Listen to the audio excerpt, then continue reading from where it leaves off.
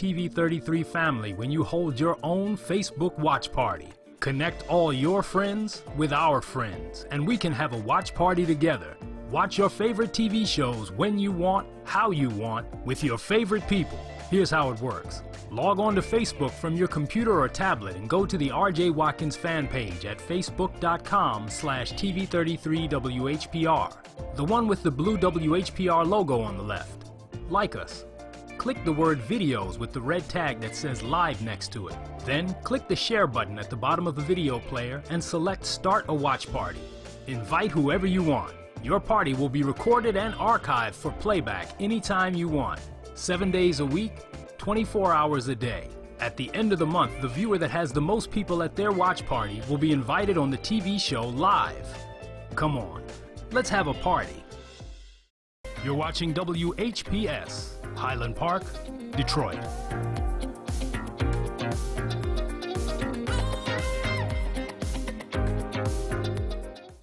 FM 88.1 WHPR, Highland Park. WVIE 107.3 FM Charlotte, Amalia, Virgin Islands. The views and opinions expressed on the following show are not necessarily the views and opinions of WHPS, its affiliates, management, or sponsors.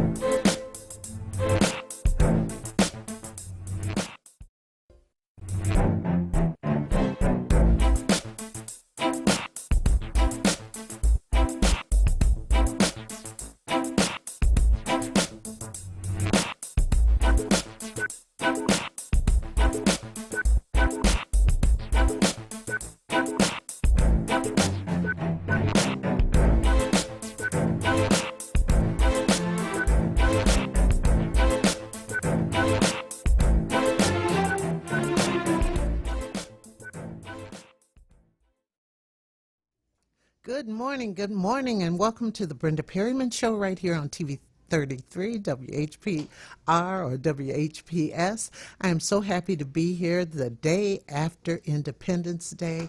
It was quite a day, and I have a great show for you this morning. My second guest is Shelly Kay, a phenomenal singer.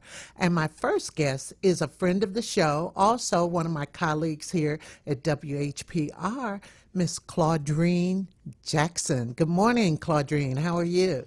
Good morning, good morning, good morning. I am blessed and thankful to be here. Thank you so much for having me on the show. Right. Well, you're so vibrant, and I just love having you, and you do so many great things for the community. But before we start talking about the 20 grand reunion in the Driftwood Lounge, I got to talk about that, because I was never able. I went to 20 grand once, and that was, I had fake ID to get in because I wasn't quite old enough. Yes, you were a lot younger than some of us. Anyway, but I've caught up. So anyway, you grew up here, didn't you, in Detroit? I grew up in Pennsylvania. Oh, okay. But when my children were in school, we moved to Highland Park, because back then, we're talking about in the 60s and 70s, they said Highland Park had one of the best school districts it did, in the state. And I agree, because you were a part of the Highland Park School District, and my daughter was so, she respected you so much, and she has kept up with you down through the years. Through the years. I love Cindy. I love her. Yes. And I love Highland Park. And I was fortunate to be able to do my student teaching here. I didn't know much about it when I came, but I did my student teaching and fell in love with the people, fell in love with the school district, and I insisted that I teach here. You know, I had offered for a contract for Detroit and Highland Park, and I chose Highland Park, where I met wonderful people. And like you your have left such a legacy Well, that goes on and on and on. Because my daughter, I won't say how old she is now, but she still has great respect for you. well, I appreciate it. I appreciate it. So when you were here in Highland Park, were you a homemaker? Tell me about yourself. When I was here in Highland Park, I started out as a teacher's aide at Cortland, at Ferris Middle School. Ferris. But yeah. one of the beautiful things about Highland Park is that if you worked for the Highland Park Board of Education, you could attend Highland Park Community College Yes. at no cost. That's what started my college career, because I said, if I can go to college free and I don't do it, then I really have a problem. So that was something beautiful that I don't know how many other places have anything like that. But I got my associate's degree from Highland Park Community College at no cost because I work for the Highland Park Board of Education. And that was funny because that was just such a wonderful, wonderful college. Had a great reputation. Yes, a lot of yes. great people went there. Yes. Too. And it was connected to the high school. And so I got to know a lot of those college professors too. And after you got that degree, the associate's degree, what did you do? But that's when I ended up having my fourth child, who was handicapped. So it kind of derailed my educational plan, and I didn't go back to school until he turned 10. But I did go back and get the rest of my degree. Oh, that was great. What was it in? Elementary education. I got a bachelor's in children with emotional impairments, and my master's was in learning disabilities. Here again, I had a good situation because Detroit Public Schools and Detroit Mercy High School, which was the high school I was attending, Right. they had a plan. If you got your master's degree for learning disabilities and you taught in the Detroit Public Schools learning disabled students for 5 years, that got paid for. Well, So you know, in those days, though, that's what happened. Yes. Because I didn't have to pay back any of my college loans because at that point, even though I started teaching January of 1971 here in Highland Park, they considered it a low-income school district, and I couldn't understand that at that particular time. But every year it canceled 15%. That's what we need, things like that. Now, I don't know how many things like that are going on now, but they had some really nice things back then. Right, right. So you worked off your loan, really. That's what ended up happening. And when did you marry Mr. Jackson? We met in 64. Oh, wow. We somewhat hooked up in 66, and then we got married in 1968. Before they had any hit records, before they'd had a couple hits, but they hadn't made any money. And Purvis was always saying, one day, I'm going to have a hit record, and I'm going to take you places, and I'm going to buy you things. And I thought, well, he's dreaming. But I don't believe that you dash water on anybody's dreams. Right. So I said, I'm not going to stop him from dreaming. But I thought one day he's going to say, well, I better get a factory job because this music business isn't paying off. But lo and behold, everything he told me did come about. So that was a lesson for me in sticking to it, believing in yourself, and having endurance and to keep going. Absolutely, absolutely. And it was funny because it's a shame, that song. Yes. It's a shame. Yes. It always makes me think of a block party that I lived on the west side, and you know, we had a block club party, and that was one of the songs we played. and also, and we danced too, of course, and then Truly Yours. That's what the letter said. Oh, yeah. Yes. Yes. And so I knew of the Spinners. I loved the Spinners, but I didn't realize that they weren't making money then. And it wasn't until the 70s when they started making those other hits, And we had mentioned Aretha before. Aretha Franklin took the Spinners with her to Atlantic Records, and she had them opening shows for her before they had any hits. Now, Truly Yours and It's a Shame were hits, but they never made any money. Right. And that's one of the things that we've learned about the music industry, that you can have a hit record and still not make any money. Right. But the Spinners were blessed by Aretha. She took them to Atlantic Records with her, and their career just took off. Tom Bell started writing for them, and their career just took off after that. November of 72, they got their first gold record. Wow. I know that caused for celebration. And, their songs still endure, and I had the Steels Brothers on in May. They both came, and they wrote Could It Be I'm Falling in Love. They came to Detroit to do my show, and that was a big hit for the Spinners also. You're right. You were you invited me to be on the show, so I got to meet him. Yes. And I wouldn't have met him had it not been for you. So I was able to meet him and thank him for all that they've done. Right. But Purvis, Motown had something that record companies need nowadays. They had something called artist development, where they taught their artists how to perform not only on stage but off stage, how to have class and dignity and be prepared to meet anybody. So when Purvis would leave Motown, he would come home and put me in artist development, and I'd say, well, Purvis, you're the celebrity, I'm not. And he'd say, one day you're going to be glad I'm teaching you this. And that day came about. I'm glad. It's funny because I remember you telling me that he was the 1245 man. 1245. Yes. Yeah. And he became the sex symbol of the group. Yeah. Well, he was a handsome man. And our marriage fell apart during that time. Having a child with a handicap, as we do, it's a strain on marriages. So a lot of marriages don't survive having a handicapped child. Well, so, you had some real bumps in that marriage. Oh, my goodness, yes. Because being married to an entertainer, I'd heard many women say things like, well, if she can't stand the heat, get out the kitchen. And she knew she was married to an entertainer, so she know women are going to be after him, those kinds of things. It's like if your husband is an entertainer, it's just open season.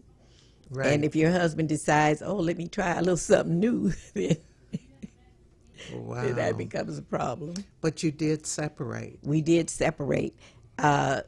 We separated in 81. Our son, who's handicapped, Purvis Jr., was born in 75. Oh, okay. And his condition I had never heard of, autism. I had never heard of autism until Purvis came along, Purvis Jr. And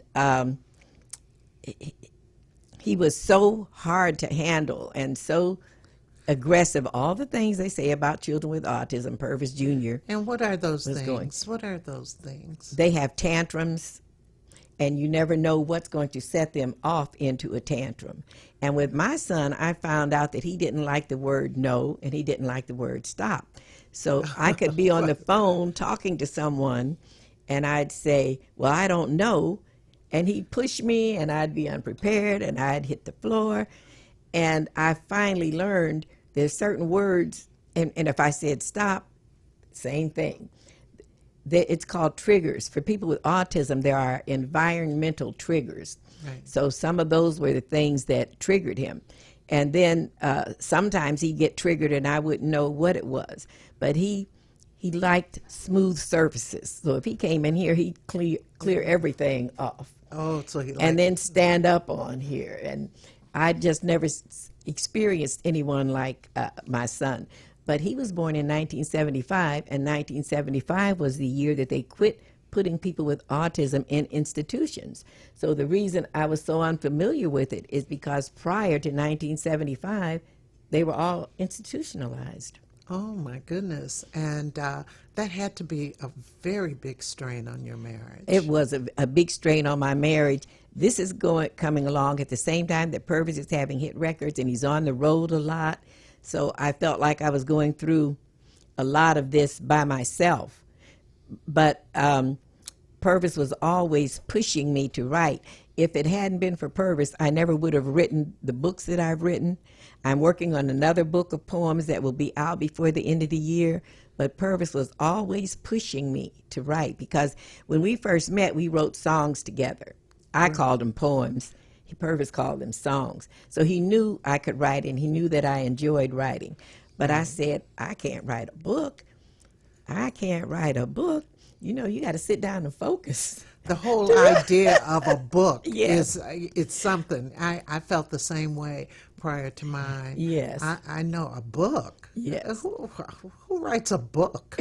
Yeah. And then when you started writing it, wasn't it already in your head? Because when Well, I finally started writing this yes. book, it had been in my head all along. Yes, yes, yes. And the hits, I remember, I just want to say this one time, it was at the Masonic Temple, and Felipe Wynn was with the group at the time, and he was singing Mighty Love, and he was mighty, mighty. You know how he Yes. danced across the stage. Yes, yes. Were you there when he fell off the stage? Yes. I was there in that audience too. He was just going, and he fell into the orchestra pit. Yes. And then they got him up, and he kept on dancing. But I heard they went to the hospital afterwards, you know. But you know, when he passed away, it was in Oakland, California, performing, and he Right. fell off. He came back for an encore, and he fell off the stage. So they thought it was just him doing this same thing he always did. Uh-huh. And well, he didn't always fall off the stage, but he was always skipping and jumping, and he never made it, never recovered. Wow. Wow, that was interesting. I mean, he had a great, like, improvisational voice, too. And the way he'd carry out the ends of some songs. In fact, the Spinners complimented each other very, very well. Now, the 20 grand, you say a 20 grand reunion. For those people who don't remember the 20 grand, why don't you tell them what the 20 grand was? Well, for the people that don't remember the 20 grand, ask your mother, ask your grandmother. They know about the 20 grand. The 20 grand was a destination nightclub in the city of Detroit. It's a big part of Detroit history, and we don't want that history to get lost in the shuffle of so much going on in the world. But in the 60s and 70s, the 20 grand was the destination. People came from all over the country, and when they came to Detroit, the 20 grand was where they wanted to go. The 20 grand had a 20-lane bowling alley, a fireside lounge, and a snack bar on the lower level.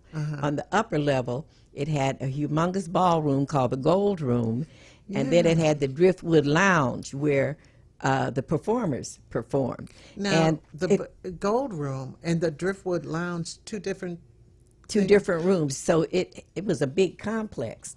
And the Gold Room, I don't know if you remember Frantic Ernie Durham. Of course I do. Okay. He had teen dances in the Gold Room twice a week. So the 20 grand was very busy, and it was very well liked, and I didn't want the history of the 20 grand to get lost. And when I mentioned to my daughter, this is our second 20 grand reunion to raise money for the Purvis Jackson Foundation.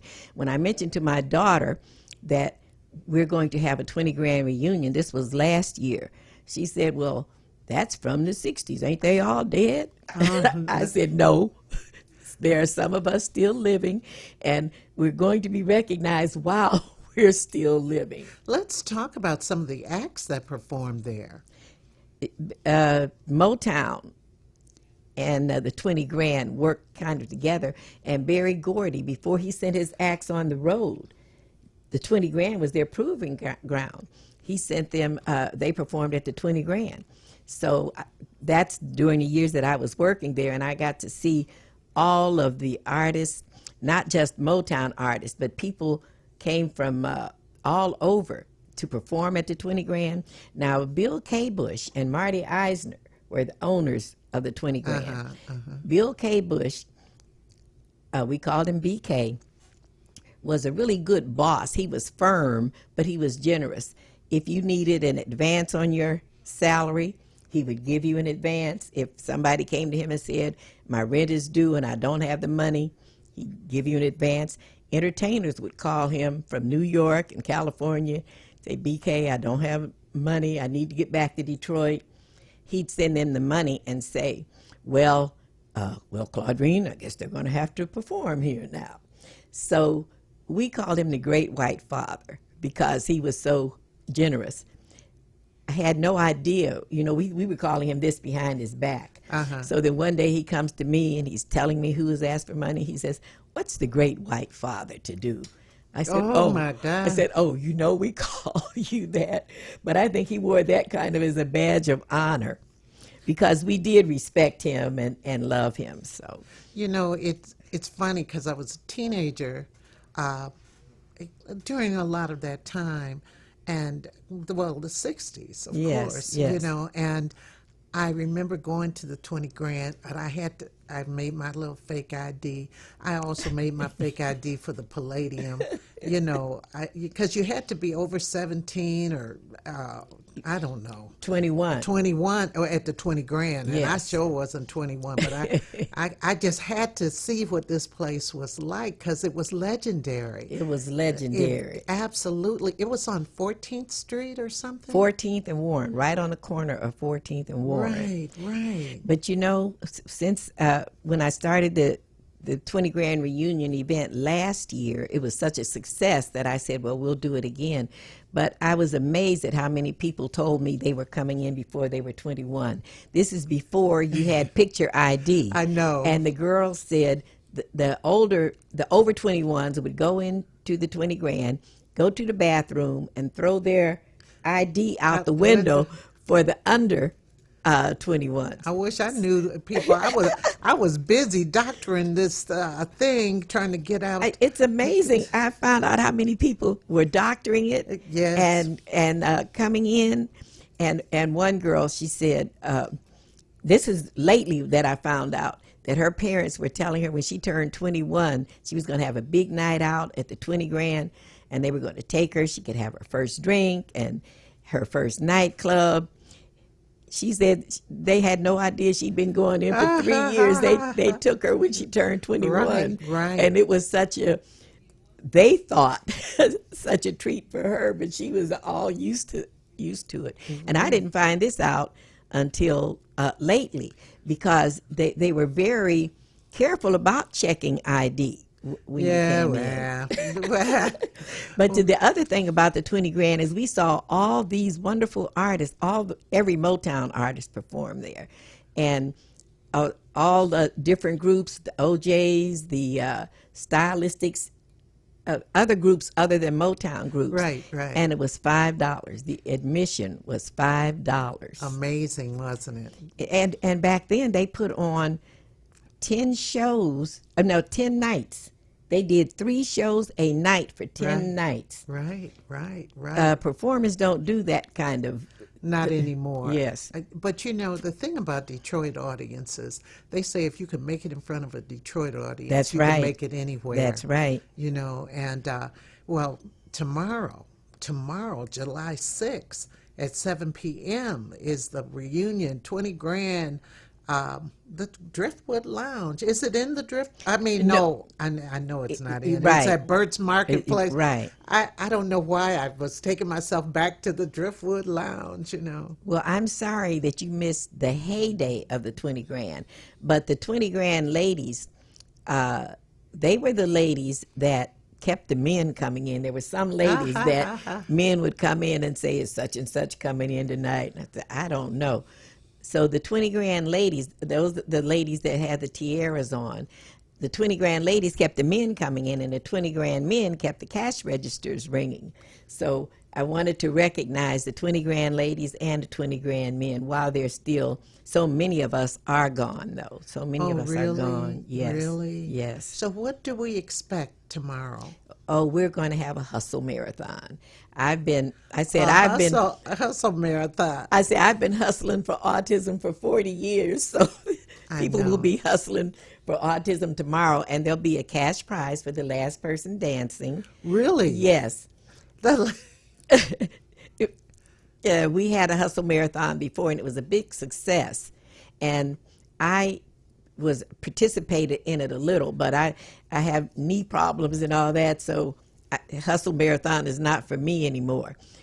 And then we're going to have raffles and prizes, and it's going to be filmed, and we're going to show scenes from it on my TV show, A Spoonful of Comfort, that comes on Tuesdays on this same station. Absolutely, absolutely. And your son is how old now? He just turned 44, July the Wow. 1st.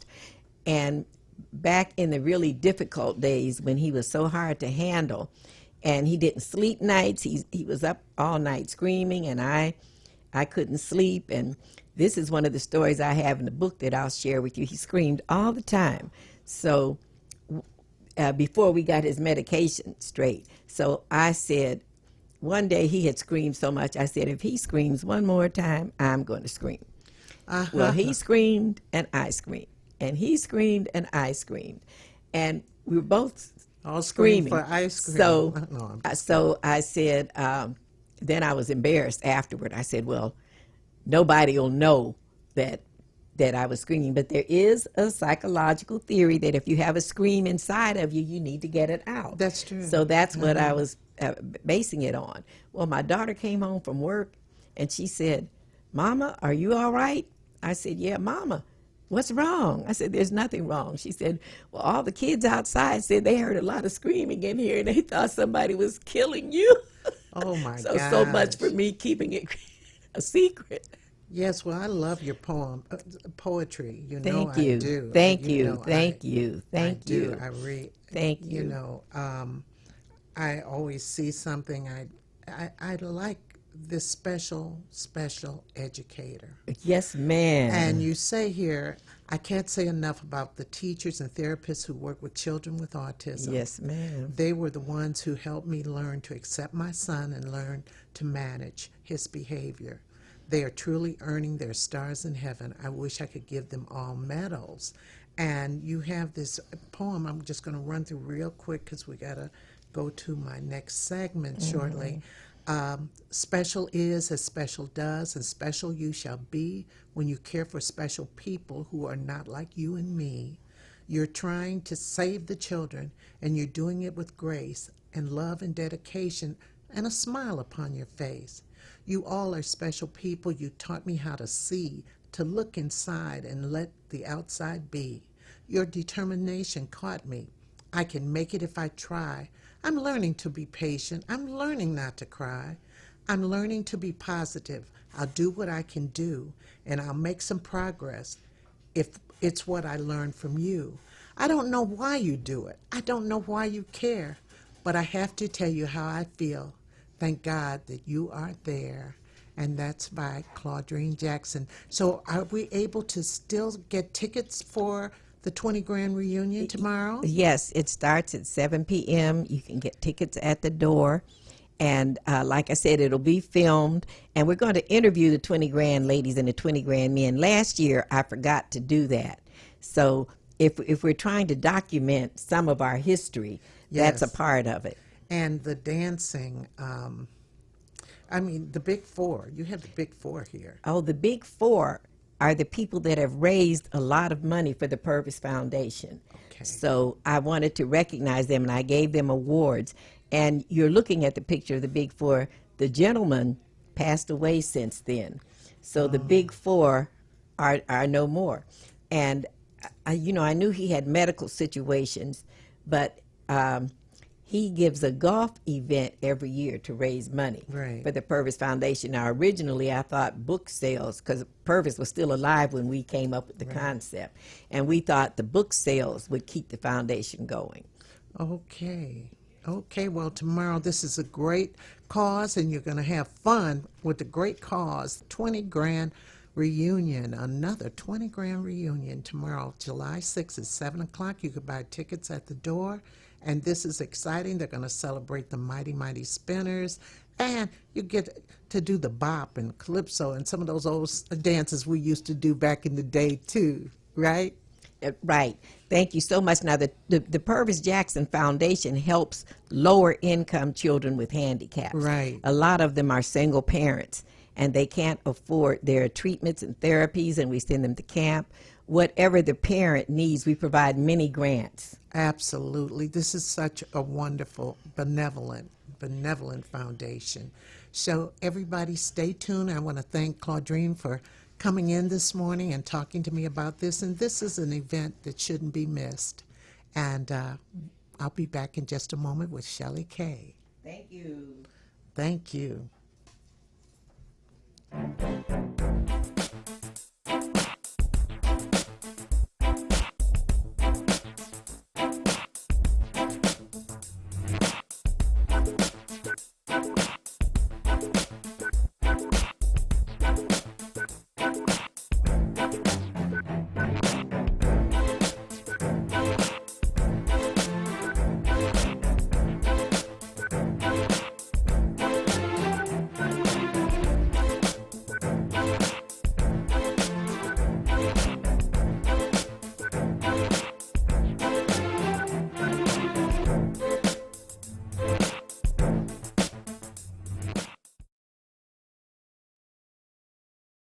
Breakthrough Revelation Conference, Seeking the Knowledge of the Holy Spirit, takes place Tuesday, July 16th through Friday, July 19th at the Word of Truth Church of God in Christ, 7101 Brevard Avenue in Warren, Michigan, at 7:30 p.m. A pre-worship conducted by Minister Rosetta Archer from 6 to 7:25 p.m. On Tuesday, July 16th, Chief Apostle Dr. Prince A. Miles from International Gospel Deliverance Center. On Wednesday, July 17th, Pastor Arthur Downs from Redeeming Faith Church. On Tuesday, July 18th, Pastor Miranda F. Pope from Rathwell Ministries International. On Friday, July 19th, Reverend Dr. Robert E. Gardner from the Word of Truth. On Friday, July 19th, musical guest Dr. Tony Booker and supporting pastor Bishop Shirley Little. For more conference information, contact 586-754-9673 or visit our website, twtchurchministries.com. Breakthrough Revelation Conference, Tuesday, July 16th through Friday, July 19th at the Word of Truth Church of God in Christ.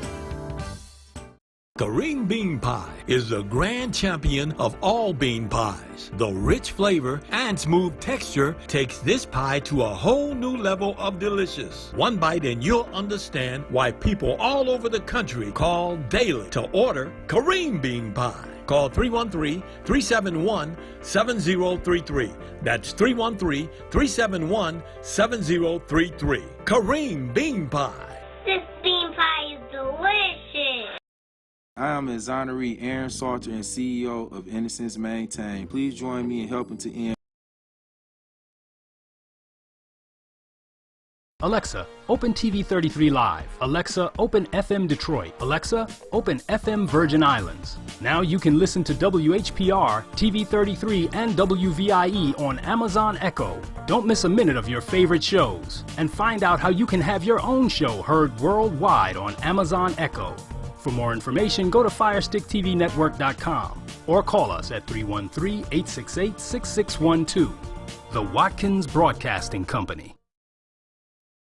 I am exoneree Aaron Salter and CEO of Innocence Maintained. Please join me in helping to end all wrongful convictions and please donate. Innocent Maintained is a 501c3 designed to help in the exoneration process through housing support, ID, EBT, health insurance, counseling, and financial literacy. Donations can be sent to Cash App $Innocent Maintained, innocentmaintained.org, PayPal. Make all checks payable to Innocent Maintained.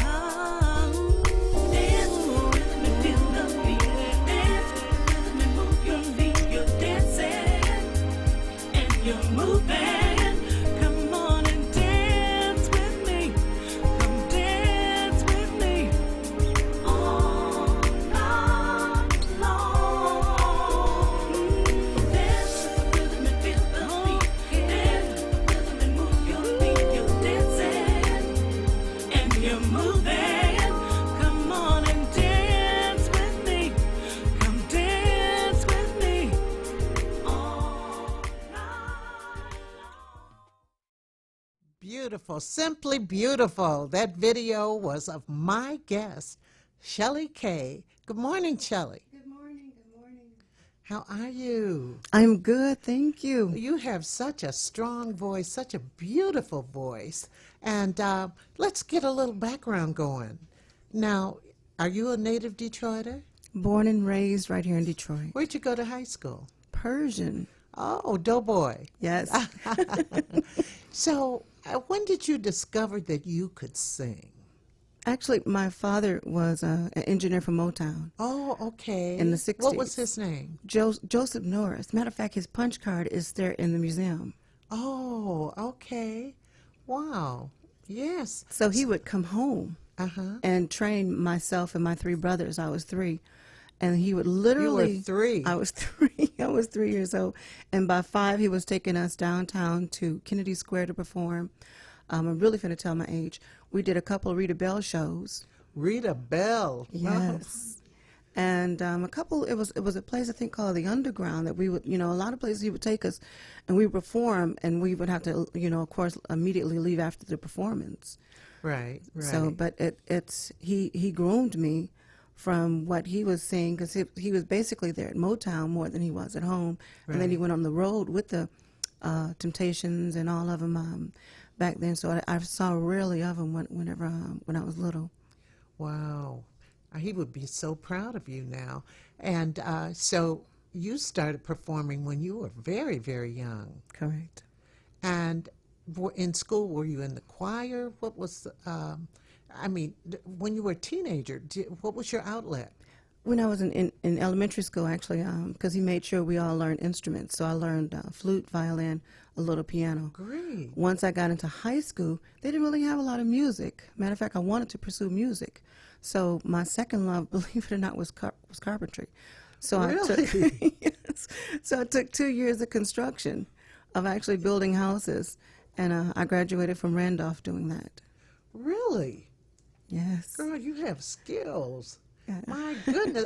Besides the music skills, that is wonderful. Wow. Because when I went away to college, I wasn't going to major in drama. I was going to major in wood shop or something. I wanted to they called it industrial arts. Mm-hmm. And with industrial arts, I guess it was a predecessor to the technologies. But it was, I always just figured I could make little wooden things and stuff like that. And I love working with my hands, but fate took its turn, and I ended up coming back to school because I was in a car accident. I majored in drama, and that was all she wrote. But I admire you so much that you're able to do that. And have you ever, what have you built? Have you built some things? We actually had to do on hands when we were in school. So I was able to be on when they did the Riverview Hospital on Jefferson. Yes. We was able to do hands-on there. Really? I built a couple houses. We built houses when we were in class. But once I graduated, I went right into actually marriage when I was 19. Oh. So from there, of course, I became grounded once I started having my children. How many children? I have 5. I was a single parent of 5. You are kidding. Yes, they're adults and married, and they're doing wonderfully, but I have 5, yeah. Yeah, and you're still sane. I had 3 that almost drove me crazy. So kudos to you. Kudos to you. I just put it in my writing. All my craziness, I put into my writing. Right. Your songs, and because you do compose. Right. Yes, music, writer, arranger, the whole shebang. Yeah. Oh, that's wonderful. So tell me this, because I've seen so many of your videos. I looked at a lot of them. You've opened up for some great people. Can you talk about it? Marlena, matter of fact, actually, I attribute a lot of it to Miss Rosetta Hines, because it was Rosetta some years ago that gave me my break. WJZZ. Mm-hmm. She gave me my first break of playing my song. I wrote a song, tribute to Phyllis Hyman. And from there, she would say, hey, there's an artist coming in. So I was allowed to open for Marlena Shaw, the Spinners, Temptations, Miriam Meadows. So I've been blessed to be able to share the stage with these phenomenal people. And Brian McKnight. too. Also, I saw that. And I saw one with you and Bill Meyer. I think I have that. I think he was the keyboardist on a particular one. Every Thursday at Burt's. He's down there every Thursday. Yes. He and Galen. Yes. And Ralph. Ralph Armstrong. Oh, yes, love Ralph. Love Ralph. So tell me, how did you get off? Okay, you had your children, but how did you get off into being able to perform?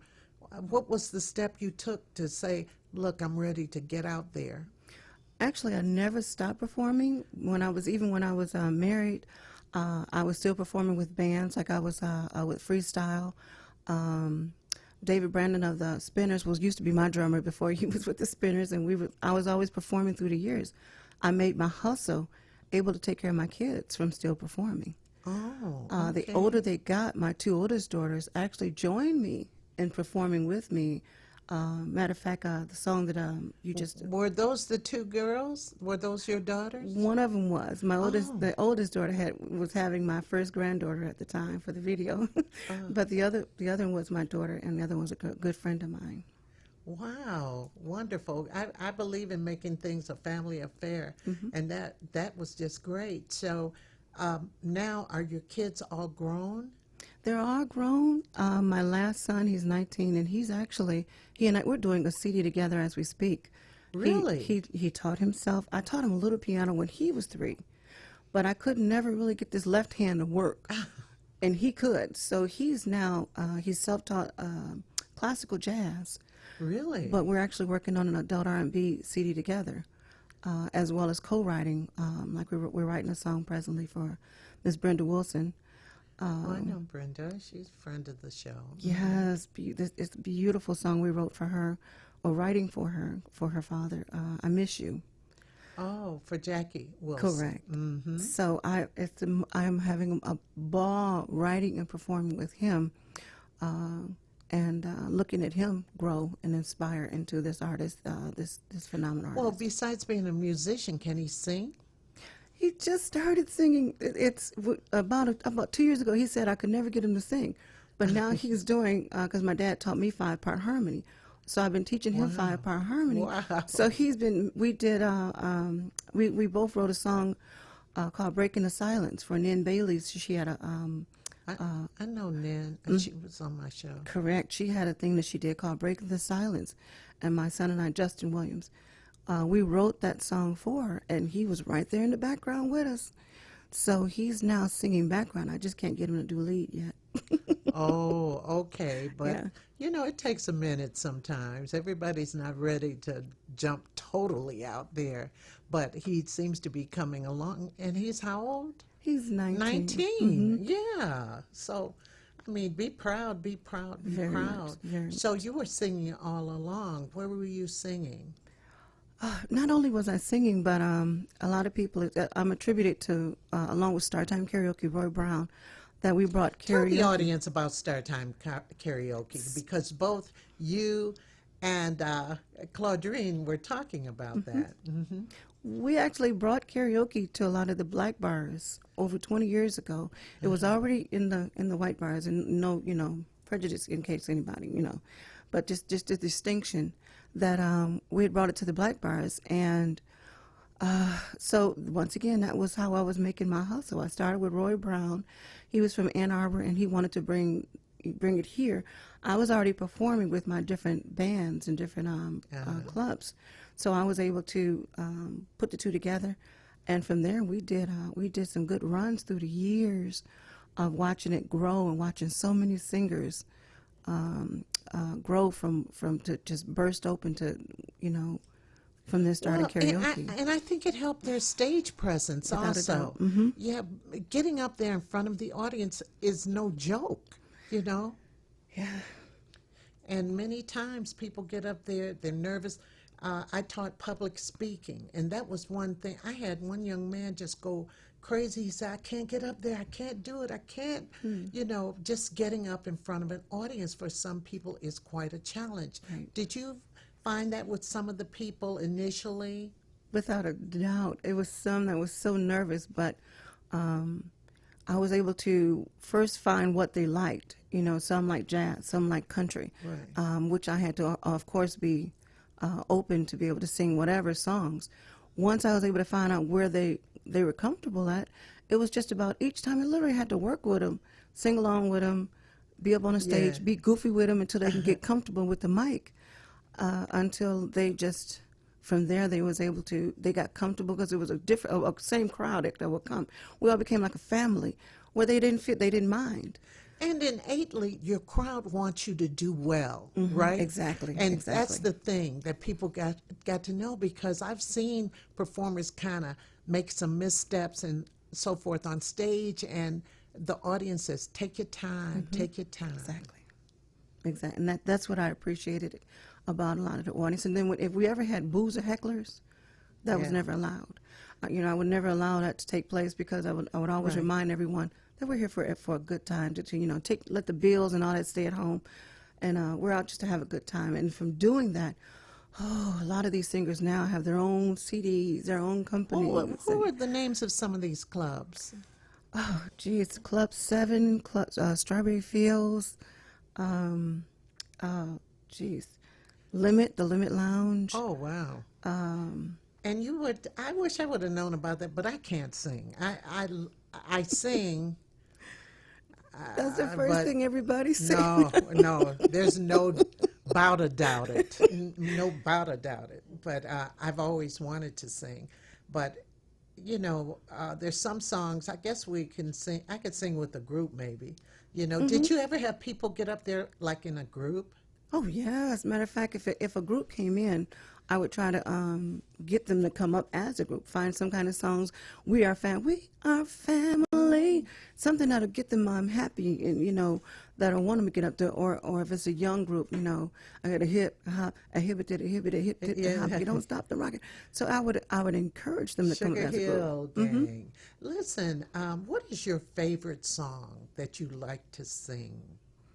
I am a complete Nancy Wilson, Phyllis Hyman.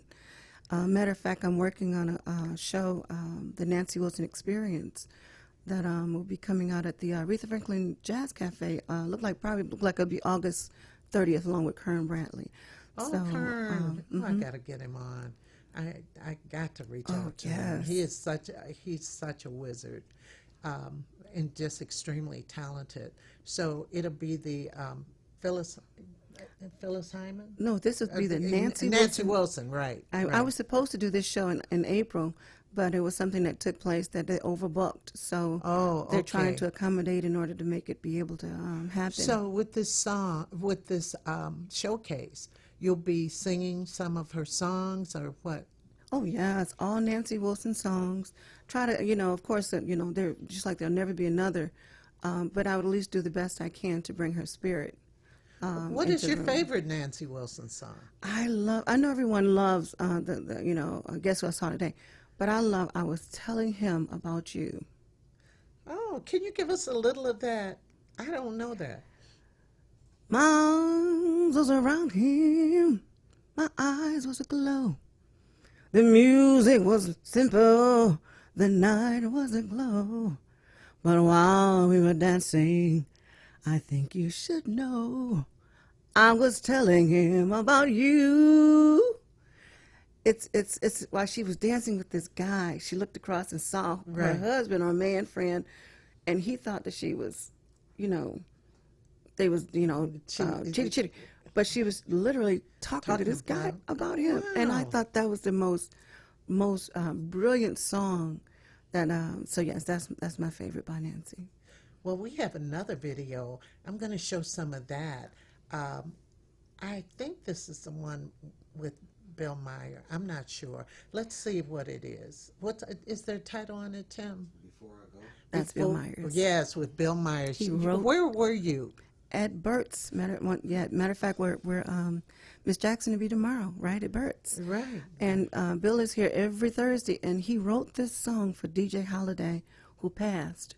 And not long after he wrote it, I was able to sing at her dedication. I want to sing a song for you. Nothing else I can do before I go.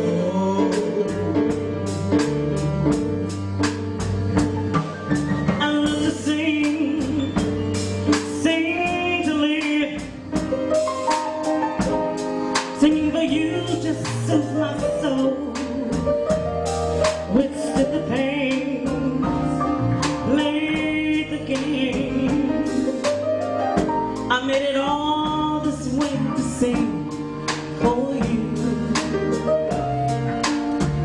And I think you wouldn't understand what life has put me through.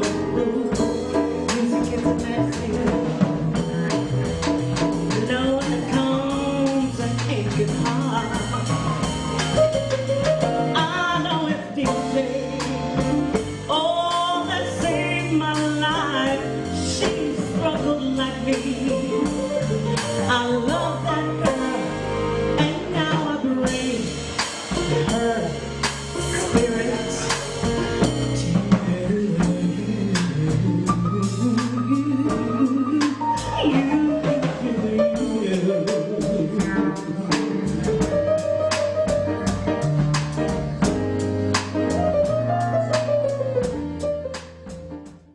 Wonderful, wonderful. Girl, your voice is so strong. Thank you, thank you. Amazing. Your voice is amazing. So, what are you doing these days? Where are you performing? Where can we see you? I'm actually working on the CD in the studio with my son, trying to get this done.